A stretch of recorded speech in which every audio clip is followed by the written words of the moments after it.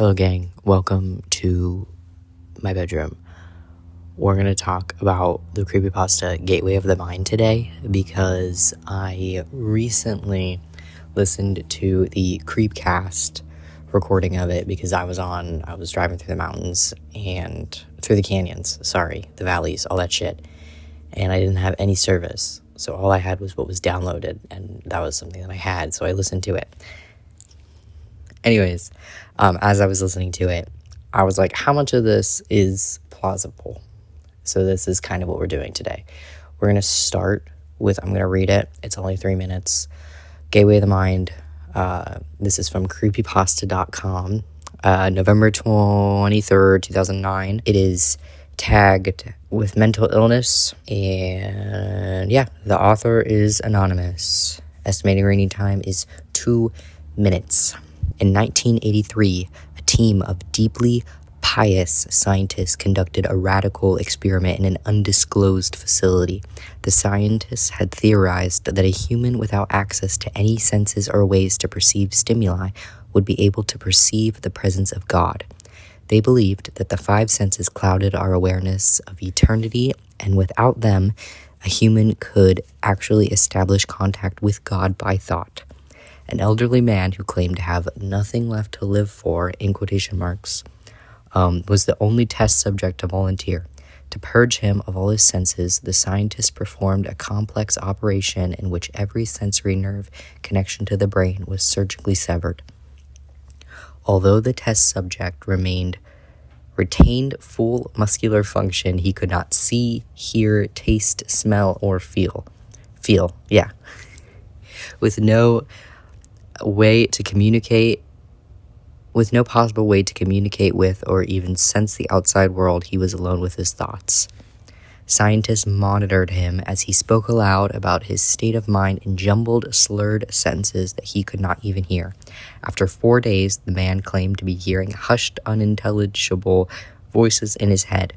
Assuming it was an onset of psychosis, the scientists paid little attention to the man's concerns. That's wild, by the way, because this is like what they're studying. 2 days later, the man cried that he could hear his dead wife speaking with him, and even more, he could communicate back. The scientists were intrigued, but were not convinced until the subject started naming dead relatives of the scientists. He repeated personal information to the scientists that only their dead spouse and parents would have known. At this point, a sizable portion of scientists left the study. After a week of conversing with the deceased through his thoughts, the subject became distressed, saying that the voices were overwhelming. In every waking moment, his consciousness was bombarded by hundreds of voices that refused to leave him alone. He frequently threw himself against the wall, trying to elicit a pain response. He begged the scientists for sedatives so that he could escape the voices by sleeping. This tactic worked for 3 days until he started having severe night terrors. The subject repeatedly said that he could see and hear the deceased in his dreams. Only a day later, the subject began to scream and claw at his non-functional eyes, hoping to sense something in the physical world. The hysterical subject now said that the voices of the dead were deafening and hostile, speaking of hell and the end of the world. At one point, he yelled, "No heaven, no forgiveness," for 5 hours straight. He continually begged to be killed, but the scientists were convinced that he was stayed close to establishing contact with God. There's a lot of pop-ups and porn ads that are flashing, so it's kind of hard for me to read this. After another day, the subject could no longer form coherent sentences. Seemingly mad, he started to bite off chunks of flesh from his arm. The scientists rushed into the test chamber and restrained him to a table so he could not kill himself. After a few hours of being tied down, the subject halted his struggling and screaming. He stared blankly at the ceiling as teardrops silently streaked across his face. For 2 weeks, the subject had to be manually rehydrated due to his constant crying. Eventually, he turned his head up and, despite his blindness, made focused eye contact with a scientist for the first time in the study. He whispered, I have spoken with God, and he has abandoned us, and his vital signs stopped. There was no apparent cause of death. Now, this is goofy, right? It's slightly more believable than like the Russian sleep experiment, but it is goofy. I will say, however, I do like the fact that there is a video to go along with it. I think that's kind of cool. We're going to talk about logistics. While reading this, I was curious whether or not this was scientifically feasible. Obviously not, but like how, like, where's the line? I have a master's in psych, so I've taken a couple neuroscience courses. Not an expert or anything at all, Jesus Christ, but I was curious. Okay, I'm bringing out the whiteboard because I have a couple things that I want to say. Okay, so first of all, in the Creepypasta, they specifically cite the main 5 senses, and those are touch, taste, see, sight, hearing, and sense of smell. Nowadays, scientists typically argue that there are more, some arguing as many as 20 to 30. However, this Creepypasta was set in the 80s, and I couldn't really find a date on when the scientists, like neuroscientists, kind of started going against Aristotle's original idea of there only being 5 senses. So I don't know whether or not this would be scientifically accurate at the time. In the Creepypasta, they mentioned severing your sensory nerves, making it so that the man cannot see, hear, taste, smell, or feel. These nerves, the sensory nerves, are part of the peripheral nervous system. They exist within inside that nervous system. And basically, they send sensory input into the central nervous system, which is very important. So with these 5 senses, Jesus Christ, severing them would affect, sense of taste, sense of smell, etc. However, because one of the things that the man does in the Creepypasta is he moves around a lot.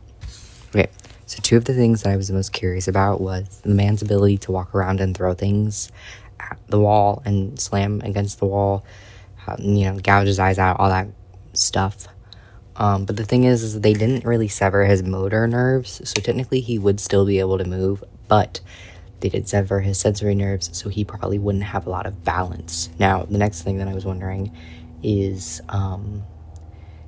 sensory nerve, he can't taste, however, he can talk. I was curious about that, and I found that the hypoglossal, I don't know if I said that right, but this nerve right here is like tongue movement. So technically he would still be able to talk and he would still be able to move.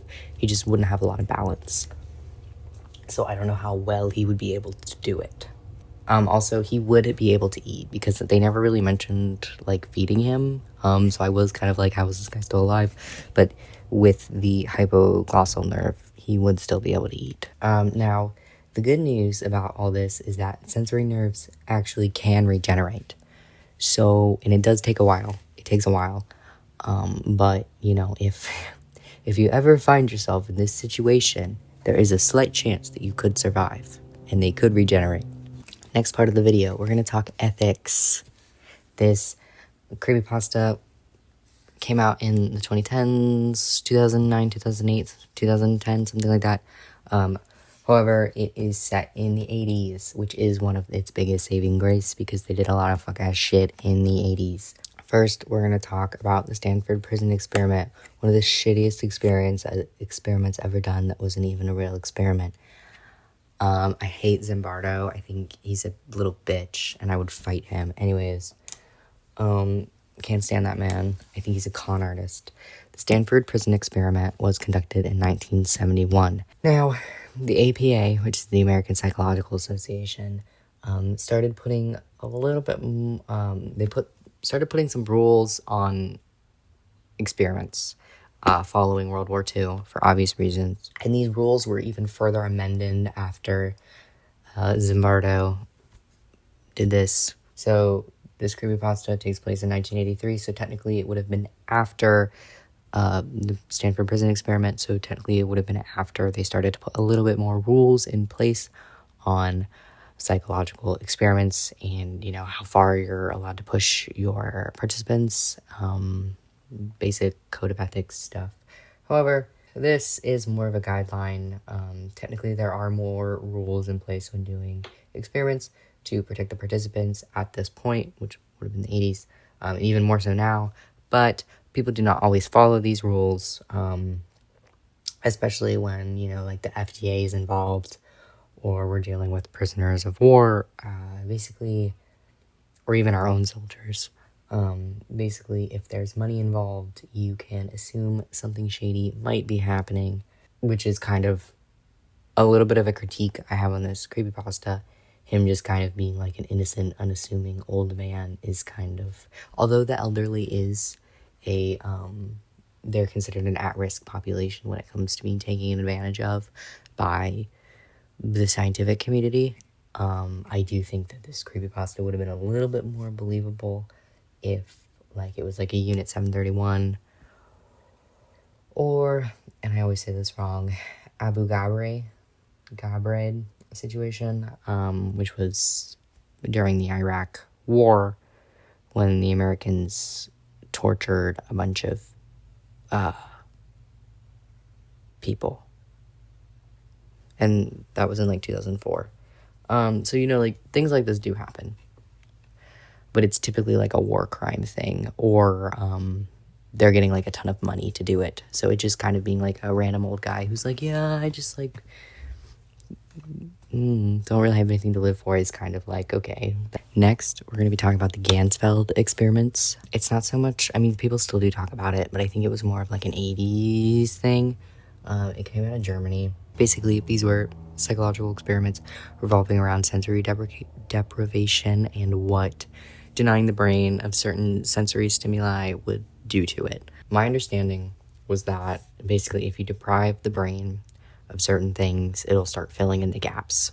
Like the idea, if you stare at a blank piece of paper, you might start hallucinating things within the paper. When I was reading this, I was thinking about when I was a kid and I used to stare at the ceiling until the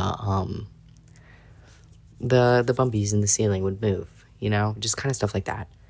However, people have done these experiments and they do believe that if you do things like put on headphones and listen to static and stare at a red bright light, you will be able to telepathically communicate with other people. These were real experiments that were done. They believe that you will unlock a secret sixth sense. And people have done these experiments to try to unlock telepathic communication. These experiments were heavily criticized, and a lot of people do consider this pseudoscience, but people are still, people believe in this to this day. And the reason that I'm bringing up the Ganzfeld experiments and also the Gateway experience is because, just to kind of show that there is a community, within the scientific community, who do believe in, sensory deprivation and how that could lead to spiritual things happening. There's another thing called the Gateway experience, which was CIA run. Fun fact. A guy named Robert Allen Monroe, he wrote a book in the 70s called Journey Out of Body, and he discussed the concept of altered states of consciousness. Fun fact, this guy actually graduated from OSU, Ohio State University, which is where my bachelor's is from. But the idea was that if you listen to these tapes and you close your eyes, you could encourage brainwave activity changes, and this would result in out-of-body experiences like astral projection, energy healing, remote viewing, and time travel. So this was CIA run. The scientific community does stuff like this.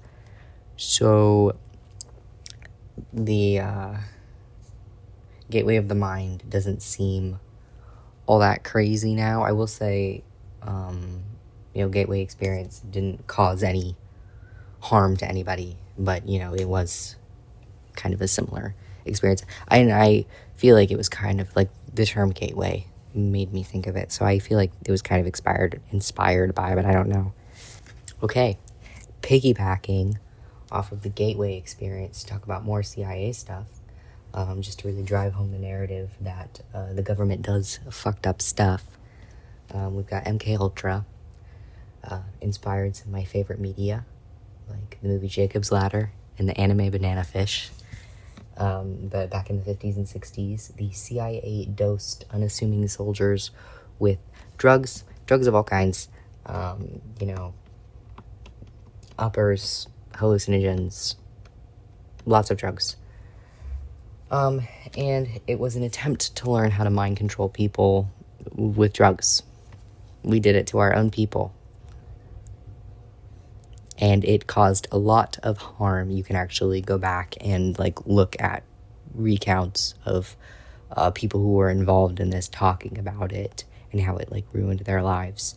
I put the whiteboard away, so I moved up the camera so you wouldn't see my bare thighs because I'm wearing shorts. But yeah, so although I will say Gateway of the Mind is quite whimsical, and especially the ending, it's very edgy, God has abandoned us. However, the actual experiment itself is not all that out there. I could see, especially in the 70s or the 80s, I feel like we definitely could have done something like that. It being set in the 80s is one of its biggest saving graces, in my opinion. I think if it was set nowadays, I would be like, that's bullshit. And it is bullshit. It's a story. It's fake. It's fiction. But it's fiction that a lot of 12-year-olds believe. So, yeah, I think it's plausible. I feel like the person that wrote it was probably also 12. So I don't know if they really put too much thought into it about, the ethics and the history of medical malpractice in the psychology community. But yeah, you could see it happening. But yeah, that was my recap of Gateway of the Mind. If you want me to go into any of these weird things more, just let me know, because I can, I guess. Excuse the whiteboard. I didn't want to edit this a lot because I'm tired. I don't have a lot of free time and I'm very tired. So yeah, I just wanted to use the whiteboard. I thought about making a PowerPoint, but then I was like, let's just do the damn whiteboard.